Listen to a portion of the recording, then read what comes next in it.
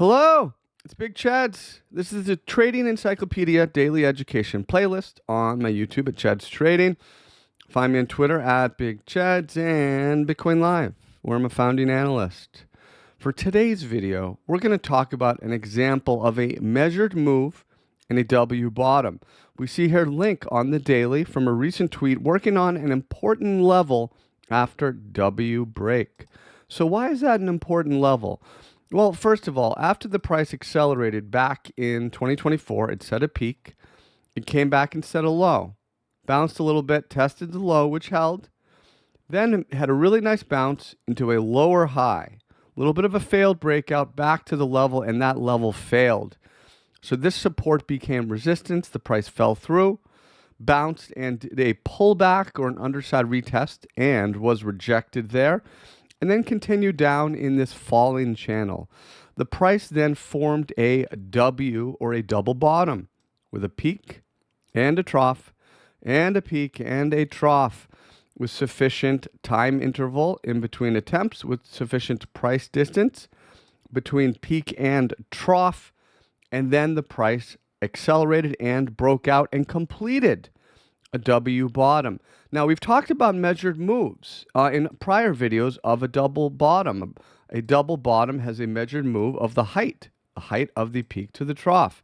And you very simply take that and you extend it out. Now, the rule, though, with measured moves and price targets is you can't overlook obstacles along the way. So this is a very nice example of that, of not being able to overlook obstacles and being careful with your measured moves. Now, normally you would take the measured move of this double bottom and you'd extend it out.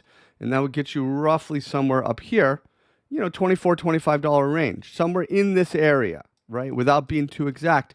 The issue is this major level. We understand the polarity principle, where lost support becomes resistance. And now as the price bounces, it's now working on this very important level that was once support, has now been turned into resistance.